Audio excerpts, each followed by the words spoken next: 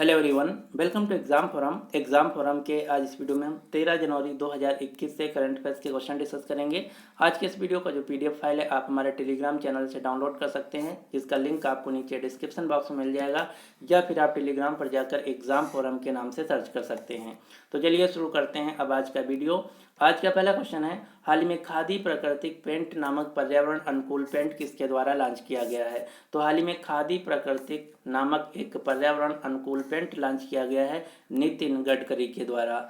Paint जिसका इस्तेमाल हम दीवारों को रंगने के लिए करते हैं, यह जो खादी प्राकृतिक पेंट है इसको खादी एवं ग्रामों उद्योग आयोग के द्वारा विकसित किया गया है। यह पेंट पर्यावरण अनुकूल, विष रहित, फफूंद रोधी तथा जीवाणु रोधी पेंट है और इस पेंट का मुख्य घटक मेन कंपोनेंट है गाय का गोबर। मतलब यह हुआ कि जो खादी प्राकृतिक पेंट है गाय के गोबर से तैयार किया गया है, जिसको केंद्रीय सड़क परिवहन और राजमार्ग मंत्रालय मंत्री नितिन गडकरी के द्वारा लॉन्च किया गया है। नितिन गडकरी जो कि नागपुर महाराष्ट्र से लोकसभा सांसद हैं। वर्तमान में नितिन गडकरी 3 मंत्रालयों के मंत्री हैं। कौन कौन से मंत्रालय? सड़क परिवहन एवं राजमार्ग मंत्रालय, लघु कुटीर एवं मध्यम एमएसएमई मंत्रालय, ministry of ports, shipping and waterways. इन 3 मंत्रालय के मंत्री हैं नितिन गडकरी। यहाँ पर बात की गई है खादी और ग्राम उद्योग आयोग, जिसकी स्थापना की गई थी 1956 में। मुख्यालय है मुंबई। वर्तमान में केवीआईसी के चेयरमैन है, अध्यक्ष हैं विनय कुमार सक्सेना। अगला क्वेश्चन है, कोविड-19 वैक्सीन के प्रशासन के लिए गठित समिति का अध्यक्ष किसे नियुक्त किया गया है? तो केंद्र सरकार के द्वारा कोविड-19 टीकाकरण के एडमिनिस्ट्रेशन से संबंधित एक कमेटी बनाई गई है, समिति बनाई गई है। इस समिति के अध्यक्ष होंगे आर.एस. शर्मा। आर.एस. शर्मा जो कि एक रिटायर्ड आईएएस ऑफिसर हैं। इन्हीं को केंद्र सरकार के द्वारा कोविड-19 टीकाकरण संबंधित जो एडमिनिस्ट्रेशन के लिए एक समिति बनाई गई है, इस समिति का अध्यक्ष चुना गया है। अब आपको कोविड-19 टीकाकरण से 3 क्वेश्चन याद रखना है, जो कि बहुत ही महत्वपूर्ण है। पहला क्वेश्चन, भारत में कोविड-19 टीकाकरण 16 जनवरी 2021 से स्टार्ट हो रहा है। पहले फेज में 3 करोड़ हेल्थ केयर वर्कर्स तथा फ्रंट लाइन वर्कर्स का मुफ्त में केंद्र सरकार के द्वारा टीकाकरण किया जाएगा। भारत सरकार के द्वारा भारत में इमरजेंसी यूज अथराइजेशन के लिए 2 कोविड-19 टीकाकरण का वैक्सीन का अनुमति दिया गया है, जिसमें से पहली वैक्सीन है कोशील्ड वैक्सीन, जिसको serum institute of India Pune के द्वारा बनाया गया है। दूसरी वैक्सीन है कोवैक्सीन, जिसको भारत बायोटेक कंपनी के द्वारा बनाया गया है। कोविड-19 टीकाकरण से संबंधित रजिस्ट्रेशन के लिए कोविन नाम का एक ऐप तैयार किया गया है। तो यहाँ से इस प्रकार से 3 क्वेश्चन आपको याद रखना है। अगला क्वेश्चन है, हाल ही में प्रोफेसर शशि कुमार मधुसूदन चित्रे का निधन हो गया है। आपको बताना है प्रोफेसर शशि कुमार मधुसूदन चित्रे के पेशे से क्या थे? तो प्रोफेसर शशि कुमार मधुसूदन जो कि एक भारत के महान खगोल वैज्ञानिक यानी कि एस्ट्रोफिजिक्स साइंटिस्ट थे, इनका हाल ही में निधन हो गया है। आप ये जो फोटो में देख रहे हैं भारत के खगोल वैज्ञानिक प्रोफेसर शशि कुमार मधुसूदन चित्रे, जिनका हाल ही में निधन हो गया है। अगला क्वेश्चन है, हाल ही में 13th इंडिया वियतनाम सुरक्षा संवाद 13th India Vietnam defence security dialogue किस शहर में संपन्न हुआ है? तो हाल ही में भारत और वियतनाम के रक्षा मंत्रालय के बीच एक संवाद हुआ है और यह संवाद भारत की राजधानी नई दिल्ली में संपन्न हुआ है। इस संवाद में भारत की तरफ से भारत के रक्षा मंत्री अजय कुमार ने पार्टिसिपेट किया। अब हम जानते हैं कि वियतनाम कहाँ है। तो ये है अपना प्यारा भारत, इसके बाद बांग्लादेश, म्यांमार, लाओस, थाईलैंड और कंबोडिया। और ये आप देख पा रहे हैं, ये है साउथ चाइना सी। साउथ चाइना सी से लगा हुआ है वियतनाम देश। तो हाल ही में वियतनाम और भारत के रक्षा मंत्रालय के बीच एक सुरक्षा संवाद हुआ है भारत की राजधानी नई दिल्ली में। वियतनाम जो कि साउथ एशिया का एक देश है, जिसकी राजधानी है हनोई। वियतनाम की मुद्रा है डोंग। यहाँ पर मैंने बात किया है भारत के रक्षा सचिव की, जो कि वर्तमान में अजय कुमार। आपको मुख्यतया 5 सेक्रेटरी 5 सचिव के नाम याद रखना, जो कि सबसे ज़्यादा एग्जाम में पूछा जाता है। सबसे पहले जानते हैं सचिव क्या होता है। तो किसी भी विभाग या मंत्रालय का जो सीनियर मोस्ट आईएएस ऑफिसर होता है, उसे हम उस विभाग का सचिव या सेक्रेटरी कहते हैं। आपको मुख्यतः 5 सचिव के नाम याद रखना है। कौन कौन से? भारत के कैबिनेट सचिव जो कि वर्तमान में है राजीव गाबा, भारत के विदेश सचिव जो कि हैं हर्षवर्धन श्रृंगला, भारत के गृह सचिव अजय कुमार भल्ला, भल्ला, भारत के वित्त सचिव अजय भूषण पांडे, भारत के रक्षा सचिव डिफेंस सेक्रेटरी अजय कुमार। अगला क्वेश्चन है, अंतर्राष्ट्रीय क्रिकेट परिषद आईसीसी की बोर्ड बैठकों के लिए किसे बीसीसीआई का आधिकारिक प्रतिनिधि चुना गया है? तो आईसीसी इंटरनेशनल क्रिकेट समिति में भारत के प्रतिनिधि के रूप में चुना गया है जय शाह को। जय शाह जो कि केंद्रीय गृह मंत्री अमित शाह के बेटे हैं और वर्तमान में बीसीसीआई के सेक्रेटरी भी हैं। इन्हीं को ICC international cricket control board का जो बैठक होगा, कमेटी होगा, उसमें भारत के प्रतिनिधि के रूप में चुना गया है। तो इस क्वेश्चन का सही आंसर है बी, जय शाह। अब हम समझ लेते हैं कि आईसीसी क्या है। तो अंतर्राष्ट्रीय स्तर पर जो क्रिकेट की गवर्निंग बॉडी है, कंट्रोलिंग बॉडी है, वो है आईसीसी अंतर्राष्ट्रीय क्रिकेट परिषद, जिसके हाल ही में नए चेयरपर्सन बने हैं ग्रेग बार्केले जो कि न्यूजीलैंड देश से हैं। आईसीसी के वर्तमान में सीईओ हैं मनु साहनी जो कि भारत से हैं। आईसीसी का मुख्यालय है यूनाइटेड अरब अमीरात के शहर दुबई में। 2023 का जो पुरुष आईसीसी विश्व कप है ये खेला जाएगा भारत में, जबकि इसके 4 साल बाद 2027 में पुरुष आईसीसी विश्व कप साउथ अफ्रीका देश में खेला जाएगा। 2022 का आईसीसी महिला क्रिकेट विश्व कप न्यूजीलैंड देश में खेला जाएगा। अब आप यहाँ पर क्रिकेट से संबंधित 6 प्रतियोगिताओं के नाम याद रखना जो कि इस समय आरआरबी एनटीपीसी में सबसे ज़्यादा पूछा जा रहा है। क्रिकेट से संबंधित 6 भारत की घरेलू प्रतियोगिताएं हैं। कौन कौन सी? Irani cup, Ranji trophy, Duleep trophy, Deodhar trophy, Vijay Hazare trophy, Syed Mushtaq Ali trophy. ये जो 6 ट्रॉफी हैं, 6 प्रतियोगिताएं हैं, भारत की घरेलू क्रिकेट प्रतियोगिताएं हैं। यहाँ से क्वेश्चन इस प्रकार से पूछा जाता है कि विजय हरारे ट्रॉफी किस खेल से संबंधित है? तो उत्तर होगा क्रिकेट से। और सबसे ज़्यादा जो फेमस भारत में क्रिकेट की ट्रॉफी है वो है आईपीएल, इंडियन प्रीमियर लीग। 2020 का जो आईपीएल है इसको जीत लिया है मुंबई इंडियंस टीम ने। और 2020 का जो आईपीएल हुआ था कोरोना वायरस महामारी के कारण भारत में ना होकर यूएई देश में खेला गया था। तो ये भी क्वेश्चन आपको याद रखना है। आईपीएल 2020 का आयोजन संयुक्त अरब अमीरात देश में किया गया था।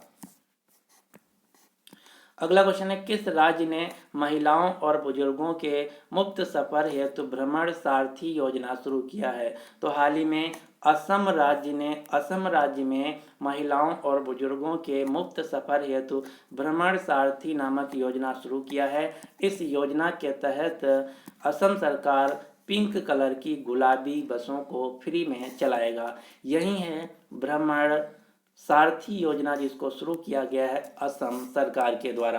तो यहाँ से क्वेश्चन इस प्रकार से भी पूछा जा सकता है कि भ्रमण सारथी योजना जो कि असम सरकार के द्वारा चलाई गई है, इसमें किस रंग की बसें चलाई जाएंगी? तो इसमें पिंक कलर यानी कि गुलाबी कलर की बसें चलाई जाएंगी। असम जो कि भारत का एक पूर्वोत्तर राज्य जिसके मुख्यमंत्री हैं सर्बानंद सोनोवाल, राजधानी है देशपुर, राज्यपाल है प्रोफेसर जगदीश मुखी। असम का प्राचीन नाम है कामरूप। अब हम कुछ क्वेश्चन देख लेते हैं जो कि असम से रिलेटेड हैं। असम का एक शहर है गुवाहाटी। गुवाहाटी में पिछले साल 2020 के तीसरे खेलो इंडिया यूथ गेम्स का आयोजन किया गया था।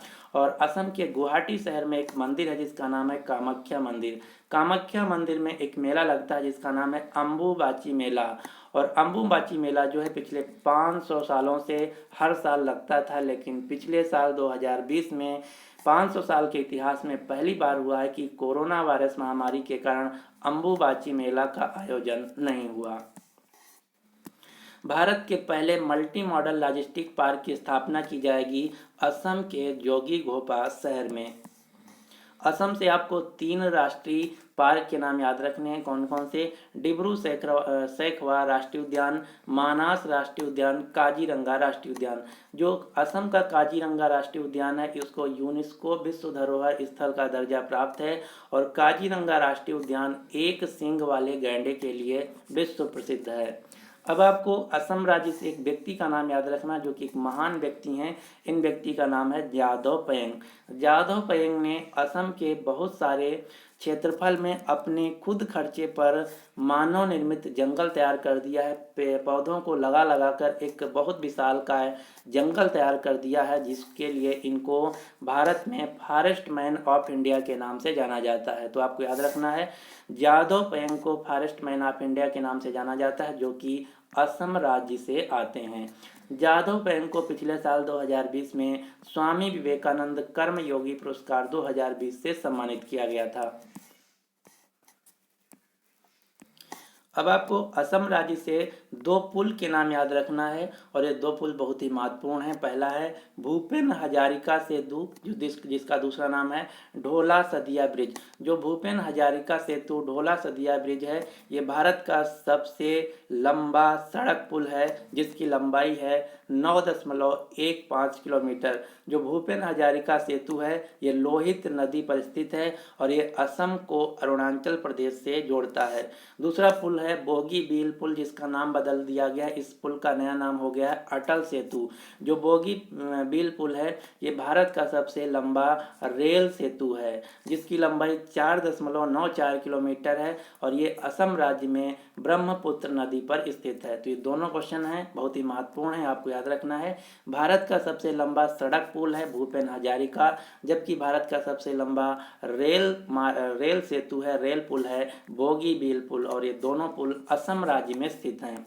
असम राज्य का शास्त्रीय नृत्य है सत्रिया, और असम राज्य का एक मशहूर नृत्य है जिसका नाम है बिहू, और असम राज्य में बिहू के नाम से एक त्यौहार भी मनाया जाता है। और विश्व का सबसे बड़ा नदी द्वीप स्थित है माजुली, जो कि असम राज्य में स्थित है ब्रह्मपुत्र नदी में। तो ये दो क्वेश्चन आपको याद रखना है। अगला क्वेश्चन है, हाल ही में राष्ट्रीय युवा दिवस नेशनल यूथ डे कब मनाया गया है? तो भारत में हर साल राष्ट्रीय युवा दिवस 12 जनवरी को मनाया जाता है, यानी कि इस क्वेश्चन का सही आंसर ए। अब हम जानते हैं कि राष्ट्रीय युवा दिवस 12 जनवरी को ही क्यों मनाया जाता है।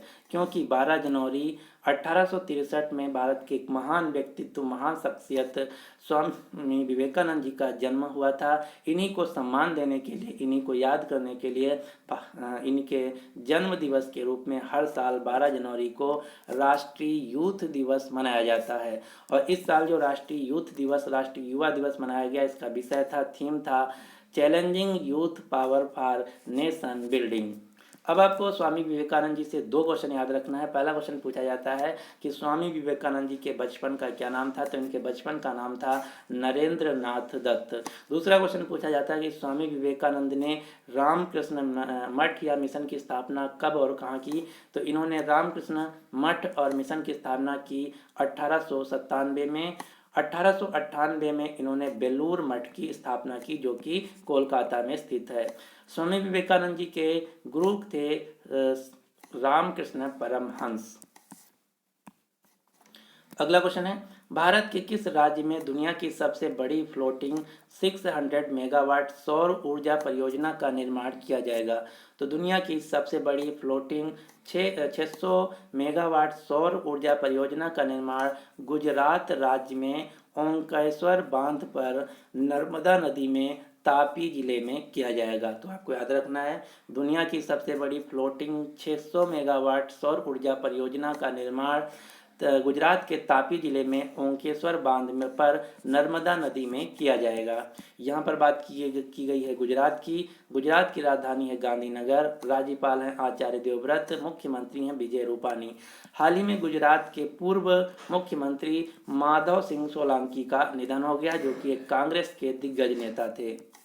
अब आपको गुजरात से कुछ क्वेश्चन याद रखना है, जैसे दुनिया का सबसे बड़ा ग्रीन फील्ड जिंक स्मेल्टर यानी कि जिंक बनाने वाला कारखाना स्थापित किया जाएगा गुजरात के दोसावांडा शहर में। भारत की पहली शहद प्रयोगशाला स्थापित की गई है गुजरात के आनंद शहर में। भारत की पहली समुद्री उत्पाद निर्यात सी फूड गुणवत्ता लैब स्थापित की गई है गुजरात के पोरबंदर शहर में। सरदार सरोवर बांध, जो कि नर्मदा नदी पर स्थित है गुजरात राज्य में। स्टैचू ऑफ यूनिटी, जो कि दुनिया की सबसे ऊंची मूर्ति है, सरदार वल्लभ भाई पटेल की मूर्ति, यह गुजरात के नर्मदा जिले में स्थित है। भारत का पहला रेल विश्वविद्यालय गुजरात के बड़ोदरा शहर में स्थापित किया गया है। भारत का पहला डायनासोर संग्रहालय व जीवाश्म पार्क गुजरात के महिसागर जिले के बालासिनोर कस्बे के रयाली गांव में स्थापित किया गया है।